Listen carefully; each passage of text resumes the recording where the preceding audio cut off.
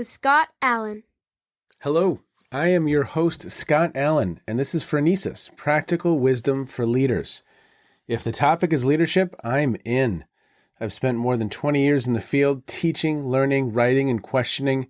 When I'm not working on Phronesis, I travel, delivering keynotes, working with individuals and teams, and helping people from organizations across industries become better leaders. Want to learn more? Visit me at scottjallen.net. Phronesis offers a smart, fast-paced discussion about all things leadership. We explore relevant topics and incorporate practical tips to help you make a difference in how you lead and live.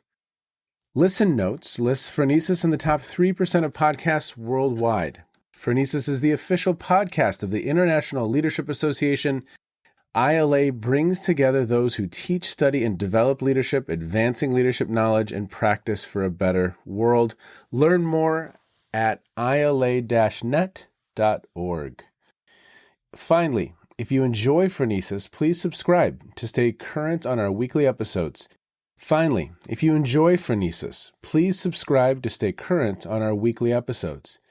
you find an episode that resonates, please share it with your colleagues and friends.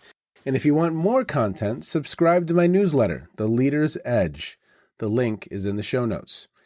As always, thanks for listening. And now, here's today's show. Okay, everybody, welcome to the Phronesis podcast. Thank you so much for checking in wherever you are in the world. Today, I have a returning guest, and I am looking forward to this conversation. I loved our conversation last time. Today, I have Jonathan White, and he is a professor of American Studies at Christopher Newport University.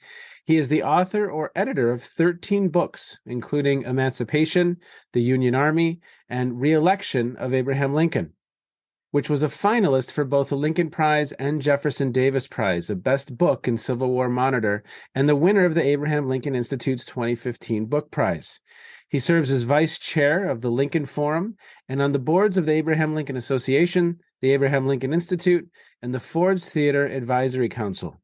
His most recent books include Midnight in America, Darkness, Sleep, and Dreams During the Civil War, which was selected as a best book by Civil War Monitor, and Our Little Monitor, The Greatest Invention of the Civil War, which he co-authored with Anna Gibson Holloway. In October 2021, he published To Address You as My Friend, African Americans' Letters to Abraham Lincoln with UNC Press, and My Work Among the Freedmen, The Civil War and Reconstruction Letters of Harriet M. Buss with UVA Press. His most recent book, A House Built by Slaves, African American Visitors to the Lincoln White House, has recently won an award. And Jonathan, maybe share a little bit about that experience. Congratulations, sir. This is very, very cool. Yeah, well, thank you. And thanks again for having me back. I got word a couple of weeks ago that A House Built by Slaves was a joint recipient of a $50,000 book prize. So I get half of that. And then I also get a life-size bust of Abraham Lincoln.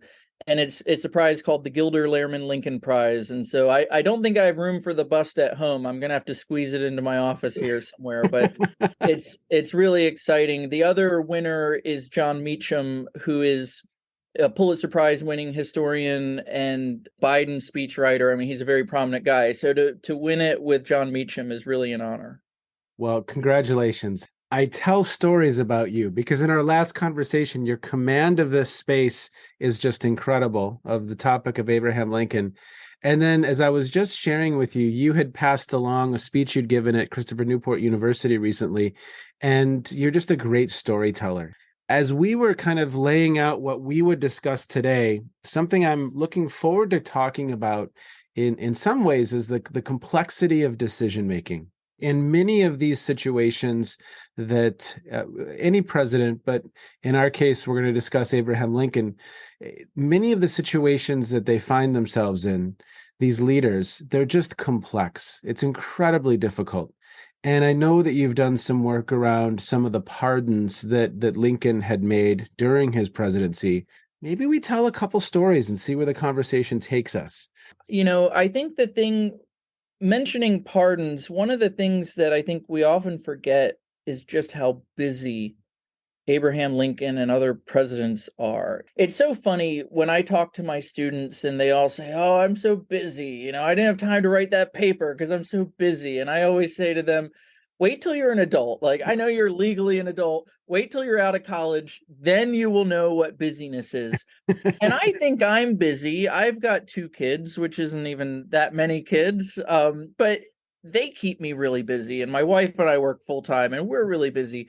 But then, as I research Abraham Lincoln, I am just astounded by the number of things that he was having to grapple with on a daily basis. So, Mm, on the one hand, he is waging war. He's the commander in chief of the Union Army. He's the head of the executive branch of the federal government.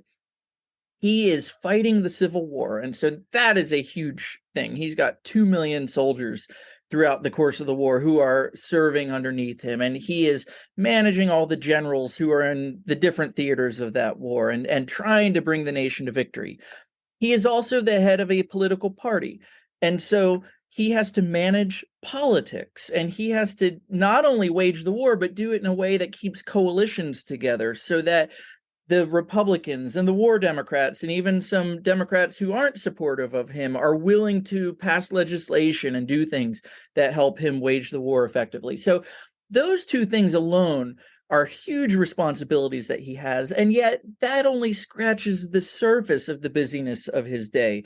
When I was on last time, we talked about how Lincoln held office hours, and any citizen who wanted to could come and wait in line and go talk to him about anything they wanted to. And for your listeners who've seen the Spielberg Lincoln movie, this gets beautifully illustrated in a scene early in the film where these two people come from Missouri and they come and complain to Lincoln about how, something's wrong with this bridge they own, and, their rights are being denied, and they want Lincoln to get involved in dealing with this bridge situation. And in the film, it's fictional, but it really captures a reality that people would come to him and say, "Hey, did you know I gave a speech for you in this small town in Ohio and that got you elected president? So make me postmaster of my town." Like, ridiculous things that he's dealing with. And then you have these really difficult decisions that he's dealing with in things like pardons, where you've got life and death situations. Someone has been convicted of a federal crime or convicted of a military crime. They or their friends or their loved ones or their congressmen are seeking pardon. And they go to Lincoln, and Lincoln has to review the case files and decide, do I allow this person to be punished or executed, or do I show them clemency? mm. And when I try to get my mind around all of that he was dealing with on a day in day out basis, it boggles my mind that he was able to survive and do and accomplish everything he did. And I haven't even mentioned things like suspension of habeas corpus and civil liberties or emancipation, like all these other huge issues that he was trying to figure out. How do I deal with these issues? Well, and even his personal life, right? I mean, there's a lot of challenge on that front as well, correct? His relationship with his wife could be rocky at times, depending on which historians you believe. I mean, it was either really bad or just not great. He lost a son in 1862. And while, he's dealing with all the pressures of the war, he's grieving the second loss of a son. He had lost another one about 9 years earlier. And so, yeah, everything is just converging to make life so hard on Lincoln. And one of the things that's fascinating is if you look at photographs of Lincoln, we always talk about how presidents age. And almost every president, you can see them beginning of their term, end of their term, they look a lot older. It's really true with Lincoln. You can see his aging in the photographs. Well, take us through a couple stories that stand out for you when it comes to some of these pardons, some of these really complex decisions. I grew up in Minnesota, so that story really resonated for me. Would you maybe start with that one? Sure. So in the fall of 1862, a second war broke out in the United States, and this one was between the Dakota Indians and white settlers in Minnesota. Throughout the 1850s, tens of thousands of white Americans moved from the eastern seaboard out to Minnesota. And the federal government signed a series of treaties with the Dakota that really hemmed the Dakota Indians into a very small portions of land along the Minnesota River. And part of the agreement that the government had with the Dakota was that they would get gold annuities sent every year, and this money would be theirs in exchange for the seizing of their land. Now, there are several problems that arise during the war and even before the war. One of the problems before the war was that the federal government had agents, they were known as Indian agents, who were working out in the Dakota Territory and in Minnesota, who were supposed to be managing Indian affairs, but these agents were generally very corrupt, and they were using their positions to line their own pockets at the expense of the Dakota. Wow. And then there were also traders or merchants who were out there who would also bilk the Dakota. And the Dakota didn't, in many cases, speak English or write and read. And so these merchants would keep records. And then anytime the gold annuities came in, they would say, well, according to my records, you owe me this amount of money. And the Dakota had no way of knowing whether or not it was true. And so you had these merchants who, in some cases, were highly corrupt and just enriching themselves at the expense of the Dakota.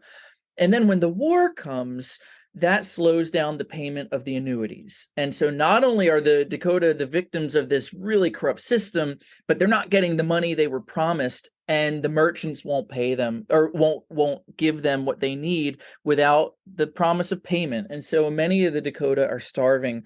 At one point, a Dakota goes to a merchant seeking assistance, and the merchant basically says, I don't care if you eat grass or dung, like you can eat that. I'm Wow. not going to give you anything unless you can pay me. And this all came to a head in August of 1862. There were 4 Dakota warriors who were starving. They had been out hunting. They didn't catch any game. They get to a settlement of a white family, and one of them sees some eggs and he picks up the eggs. And then another one says, don't take those. They belong to a white man. And they get into an argument over, you're a coward for not wanting to eat the eggs or so forth. And one of the men then basically says, well, to prove I'm not a coward, I'll go in and I'll kill the white family here. And then the other 3 say, well, we will go with you. And they go in and they kill several white settlers, including a 15-year-old girl. And they then ride back to the other Indians and they tell what happened. And the Native Americans who are part of this Dakota tribe, they're in a tough spot, and they decide what they're going to do is go to war. Like, they've started a war. They know the whites are going to retaliate for this massacre. They might as well fight it out. And a war takes place for several weeks, and the Dakota kill somewhere between 400 and 500 white settlers in this war. But then the U.S. Army comes in and suppresses the Dakota and ends up arresting several hundred of them. And then the question is, what do you do with these warriors who have been captured? Mm. And the military very quickly sets up a military court. They're going to try them for what we would today call war crimes, for massacres, for outrages against white civilians. They try about 369. 303 get convicted and sentenced to be executed. And the thing about these trials is that they didn't have what we would consider due process. Many of the cases were 15 minutes. The Dakota, again, sometimes don't speak English. They don't know what they've been charged with. They have no idea what's going on in these courts, and then they're just being sentenced to be executed. And ultimately, as I said, 303 were sentenced to be hanged. But because they were tried in a military court, they could not be executed without Lincoln's approval. Mm. And so Lincoln finds out what's going on, and he slows things down, and he says to military authorities in Minnesota, do not carry out any executions until I first have a chance to review the cases. Now that infuriates white Minnesotans because they want retribution. They want what they see as quick justice. But Lincoln knows that a lot of these warriors have not committed war crimes. They didn't attack women and children or unarmed white men. They were captured on battlefields. And from Lincoln's perspective, if they were captured on a battlefield, they should be treated as a prisoner of war. Mm. And so he gets 3 trusted lawyers to go through all the case files, figure out who committed a war crime, who raped women, killed innocent children or unarmed white men, and who was captured on the battlefield. And he ultimately winnowed it down so that 38 were executed. Now, this was a really controversial decision, and it still remains controversial today, because on the one hand, it's the largest single-day mass execution in American history. And it was done on racial lines. It was Dakota Sioux who were executed. Hmm. On the other hand, it's the largest mass commutation in American history. Lincoln commuted the sentence of the vast majority of the men who had been sentenced to be executed. And he did that because he believed that their rights had been denied and they should be treated as warriors and not as war criminals. And from some perspectives, Lincoln is highly criticized for these actions, and others he's praised for them. It kind of depends on what your perspective is. I think, though, it captures what we were talking about a minute ago, which is that Lincoln was facing so many issues. I mean, when Lincoln is dealing with this, the United States has just fought the Battle of Antietam, which is Oh, the wow. bloodiest day in American history. And so while Lincoln is grappling with that and what am I going to do about emancipation, he's also dealing with the situation in Minnesota. And it's pretty remarkable that he was able to be so thoughtful in how he handled this. And we might criticize him in some ways, but at the same time, I hope none of us ever have to deal with the gravity of issues that he was having to deal with. Jonathan, what were some of the different perspectives on both sides, even today, as historians look back and say that was a great decision or that was a really poor decision? White Minnesotans were writing to Lincoln, giving speeches on the floor of Congress, publishing newspaper editorials, saying to Lincoln, if you don't execute them, we're going to take matters into our own hands. We're going to basically have vigilante groups and kill people. And sadly, after those several weeks of fighting were over, there were some instances where white settlers came upon Indians and massacred them and even killing children, which is just tragic. From their perspective, they had been wronged, they had been unjustly attacked, and the entire Dakota population should basically be made to pay for it. Afterwards, a Republican politician came to Lincoln and said, we would have won more votes. We would have won the elections by bigger margins if you had only killed all 303 of them. And Lincoln responded with something that I think is really telling. He said, I could not afford to execute men for votes. From Wow. Lincoln's perspective, this was not a political decision. It wasn't what's going to benefit me or my party. It was what is the morally right thing to do. From the Dakota perspective, they justly saw themselves as being the victims of a corrupt system that had been wronged for years. And they believed that what they were doing was justified in attacking these settlers who were encroaching upon their land and ripping them off in deals. One of the things that I'm publishing this fall is going to be a book called Final Resting Places: Reflections on the Meaning of Civil War Graves. It's an edited volume where I found 29 historians, and my co-editor and I asked them each to pick a grave site that is meaningful to them and that Wow. says something about what the Civil War meant in the 1860s and what it means today. And I found a professor from the University of Minnesota at Mankato who wrote about the execution, and her essay explores how it was commemorated after the Civil War. And she really digs into the Dakota perspective. In the years after the Dakota War, white Minnesotans set up a lot of memorials commemorating the deaths of innocent civilians who were killed. They also put up a monument in Mankato that talked about the execution. And from the Dakota perspective, that monument they called it that derogatory rock. It was offensive to them that this rock would commemorate the execution of their forebears. And it became a flashpoint, especially in the 1970s and 80s, as Indian rights movements began and in the anti war movement of the Vietnam War. The monument eventually disappeared. It was taken down and the mayor hid it. And no one today knows where this monument is. And Huh. it's only in the last 10 years or so that the Dakota were able to put up a monument that offers their perspective. It has a buffalo that captures certain symbolism of Native American tradition. And then there's a scroll that has the names of the 38 who were executed. And it's in a park that my memory is, it's something like Reconciliation Park. And Mm. what the people of Minnesota today are trying to do is to bring the sides together, the white memory, the Native American memory, and hopefully, be willing to listen to one another and have some sort of reconciliation. But it's been 161 years. It takes time for people, even this many years later, to come to terms with and grapple with these really difficult moments in our history. Hmm.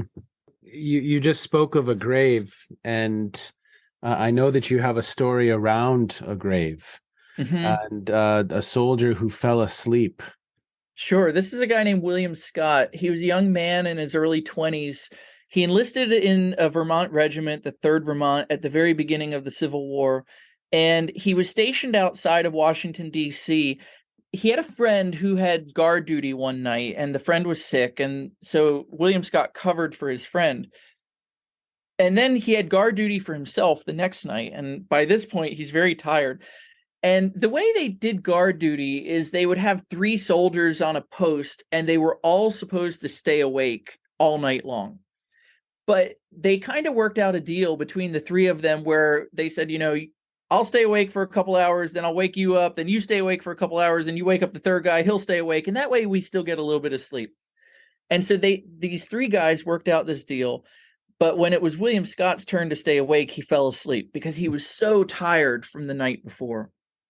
And when an officer came by and saw these 3 men asleep, he woke them all up. And the officer knew that all 3 men should be awake, but he also knew that they kind of worked out this informal deal.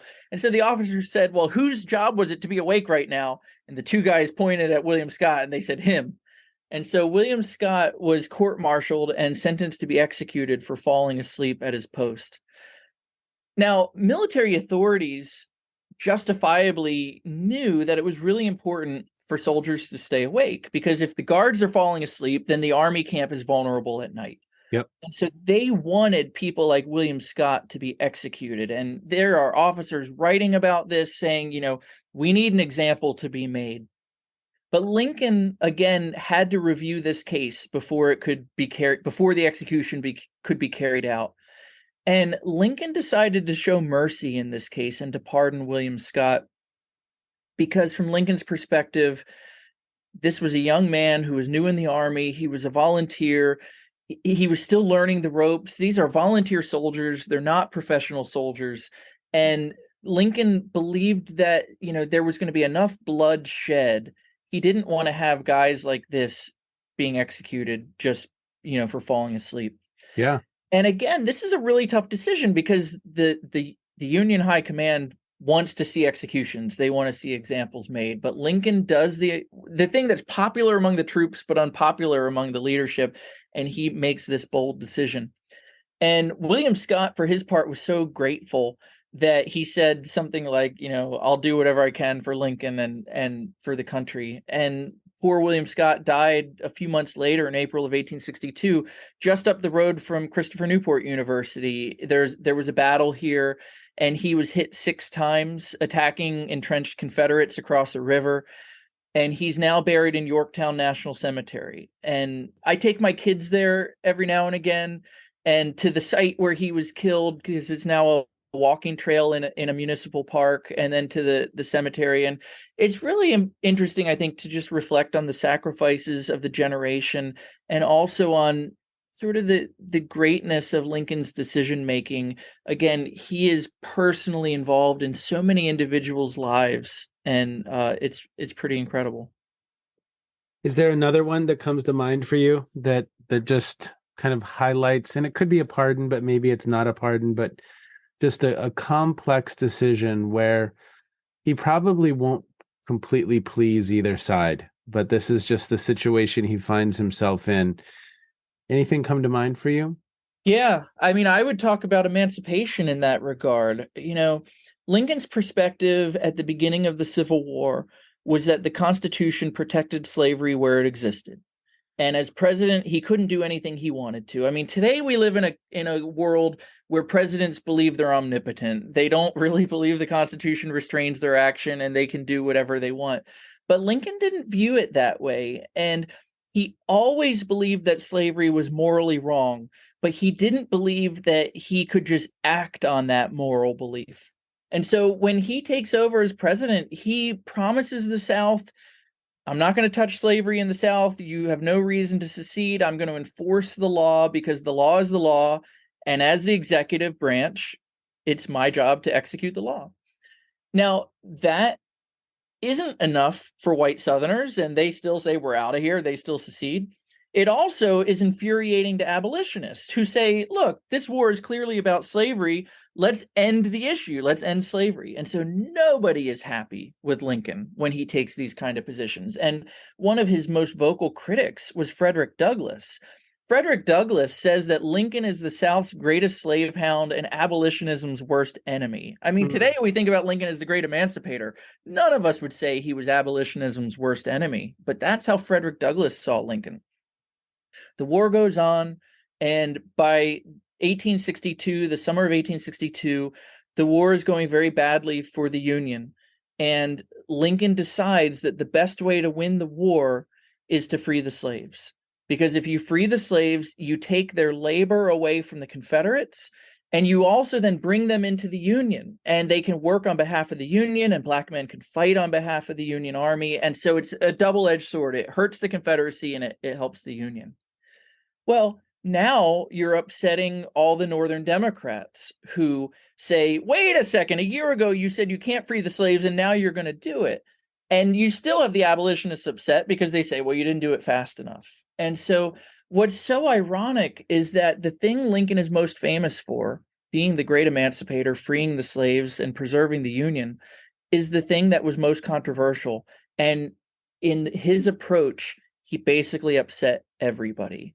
But the thing about Lincoln, he was always willing to change his mind if he could be shown that his view was wrong, but he didn't vacillate. And once he made a decision, if he believed it was the right decision, he didn't turn away from it. And so from that point forward, he stood his ground. He stuck to emancipation. He made public statements about the importance of emancipation, trying to persuade racist white Northerners that this is the right way to do it. And he ended up being successful, winning re-election and then ultimately getting the 13th Amendment through Congress. And so his approach, I think, was a very good one. And again, it received a lot of criticism then. A lot of people today still criticize it. Historians say, well, he was too slow. But the reality is the approach he took worked. And ultimately, that's what needed to be done. Would you talk a little bit about what we know of how he handled some of the stress, how he personally, was it that he was so clear on his principles? And again, he was open enough that if you have a sound argument and you can convince him, then was it his principles that guided him? I mean, obviously it's many things, but Mm-hmm. what are some of those elements based on what we know of him that helped him navigate just the stressors on all fronts, on all fronts? Yeah, his principles guided him. He put together a cabinet made up of men who had very different views from each other and from him in a lot of cases. There's a famous book that won the Pulitzer Prize by Doris Kearns Goodwin called Team of Rivals, and she Yeah. captures this, where all his cabinet were people he'd run against to win the Republican nomination in 1860, and then rather than say get out of here, he made them his advisors, and he would often come to them seeking advice, and he would take their advice when he believed it was right, and he would ignore it and disregard it when he thought it was wrong. In terms of dealing with the stress, there were some times where Lincoln lashed out at people where the stress was so great. There are accounts of him treating people with great anger in his White House office, saying, don't bring this issue to me, or I just can't deal with this right now, that sort of thing. But he also had other ways of trying to cope. And, he was working 24/7, but he would get away sometimes to go to the theater. He loved Shakespeare. He loved the theater. And it was he loved comedy and laughing. He would tell jokes.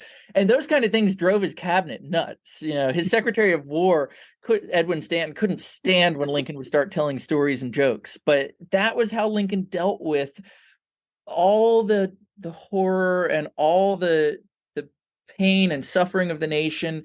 He needed an outlet, and humor was that for him. Really? I've never thought of him.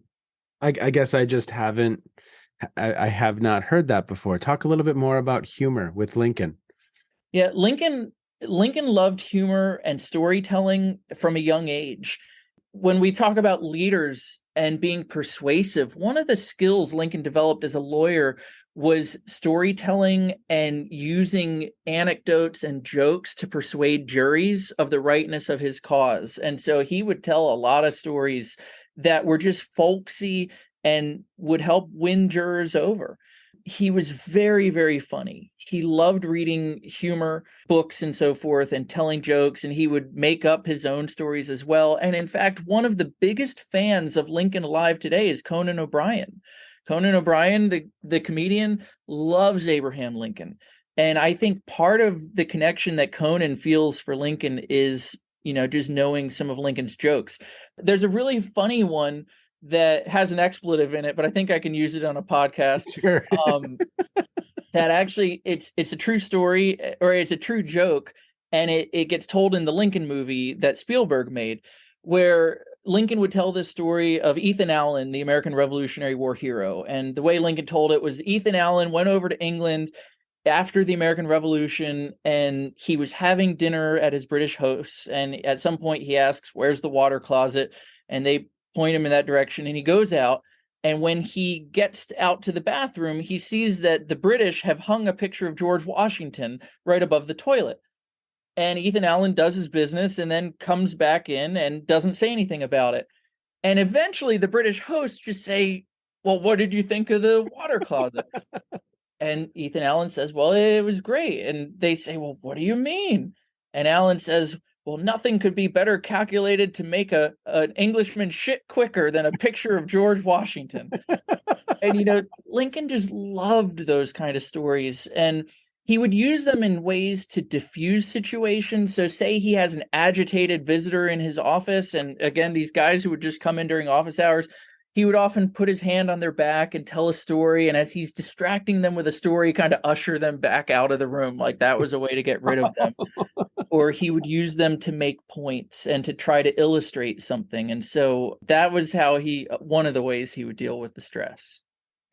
Well, Jonathan, as we begin to kind of wind down our time a little bit, I know you have the edited volume that's coming out. What else is on your radar right now when it comes to this topic? What else are you thinking about? In July, I'm going to publish a book called Shipwrecked. And it's a story of a really important family from the 19th century. The mother was a very important feminist leader in the feminist movement in the 1840s and 50s. The father was a important journalist. Their favorite son wound up getting convicted of slave trading during the Civil War, and he escaped from jail. He was imprisoned in Boston. For your listeners in Boston, if you know the Liberty Hotel, which is a luxury hotel now, it was a jail in the 1800s. And their son, Appleton Oaksmith, was imprisoned in the jail there. He escaped and then went to Cuba and became a Confederate blockade runner in Havana. And the book itself tells the most incredible adventure story I've ever found of the 19th century of this family just being ripped apart by the Civil War.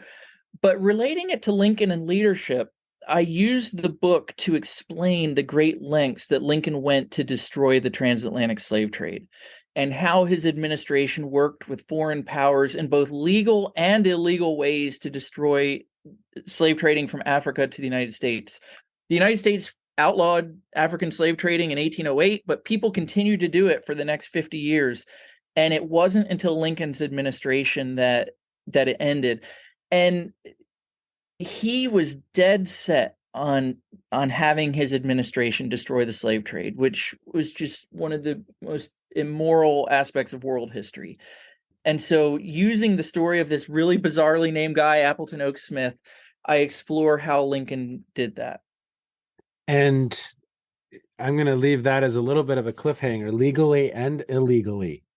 It involves kidnapping schemes and illegal extraditions. And I mean, it's really, it was what's incredible. So as a historian, I often view my job as detective work. And years ago, I set out to write a history of the transatlantic slave trade. And I had a student research assistant who I gave him a bunch of names. I said, go on newspaper databases, search for these. And one day he came to me and he said, "Have you ever heard of Appleton Oaksmith?" I was like, "No, I've never heard that name. If I had, I wouldn't have forgotten it." And so he said, "Well, his name is coming up in all these searches." And so he kept searching, and then I started searching, and I thought, well, I'll do a chapter on Appleton Oak Smith. And then as I kept digging and I realized just how remarkable his family was, I thought this deserves a book of its own. And Mm. so I got rid of the broader slave trade book and decided to write a biography. It's sort of a dual biography of Appleton and his mother, Elizabeth Oak Smith, who again was this really important feminist writer. And it tells a number of stories that touch on just the most important moments of the 19th century. And it's a great read. Well, I shouldn't say that since I wrote it, but it's just a really incredible story. No, I love the confidence there. Yeah. And sometimes we'll all be at the dinner table and we'll say, "This is really good, hon," with my wife. She loves to cook and bake. And she'll look at us and she'll say, "It is. It is really good, isn't it?" So be confident. That's right. Well, Jonathan, I'm so thankful for your time today. I'm so thankful for you sharing your knowledge. As you know, we always end this conversation with maybe what is something you've been streaming, watching, something that's caught your attention in recent times that listeners might be interested in. Anything come to mind for you? I just finished a book called The Cross of Snow, and it's a biography of Henry Wadsworth Longfellow. I'm wanting to get into the world of writing children's books. I've written a children's book about Lincoln, and it's about a little girl who travels back in time and meets Lincoln when he was a kid. And I tell real stories about Lincoln's youth that then portend his future as the greatest American leader. And I think I want to make it a series, and the next book will have this little girl go back in time and meet Henry Wadsworth Longfellow's children. And I've always loved Longfellow's poetry, and his story is just really incredible. And so I read this biography or listened to it on audible.com called The Cross of Snow. And Longfellow is not a leader in the traditional sense, and yet he was the most important writer of the mid 19th century, and he's really fallen on disfavor in the 20th and 21st centuries. And I think we have a lot that we could learn from him as someone who helped shape culture. And so if people are looking for just a fascinating story of a really incredible American who, I mean, I don't know how much your listeners know about Longfellow. He lost two wives, the second one in a horrific burning accident where he went in and tried to save her life and couldn't. She was too badly burned, and his face was so badly burned that he grew his famous beard to cover the scars. I mean, he just has this most tragic life, and yet at the same time, he was a world-renowned writer. And by the 1880s, his birthday was basically a holiday in America, Wow. and school children would write to him and ask him questions. And so yeah, if you're looking for a great read, Across the Snow is a really fascinating one. Awesome. Awesome. Well, thank you, sir. We appreciate it. As always, we would love to have you back once the new book is published and we can hear some more stories. Okay, be well. Thank you. Thanks. I always appreciate my conversations with Jonathan White. He's just such an interesting person to listen to, and his command of the space is just incredible. And I want to say congratulations for the award. That is well deserved. You have become a master of your craft, sir. You know, Lincoln and decision making and leadership and decision making and the complexity and the competing priorities that these individuals face, it's awe-inspiring in some instances. It's just incredible in certain instances. And as Snowden and Boone would say, sometimes the problems are simple or complicated, and at times they are complex and chaotic. And I think Lincoln straddled those four spaces often throughout his presidency. So we can learn, and we can try to understand, and we can build a perspective based on what he experienced as a leader. As always, everyone, thank you so much for your curiosity. Thanks for checking in. Thanks for trying to make sense of some of these very complicated topics. And as always, go out and do some good in the world. Thanks so much, everyone. Be well. Bye-bye. You have just finished another episode of Practical Wisdom for Leaders with Scott Allen. To contact me, visit scottjallen.net or send me a note at scott@scottjallen.net. I'm also on LinkedIn, so let's connect. If you have feedback, I'd love to hear it. And as always, thank you so much for listening. And now here's my daughter, Emily, with the outro.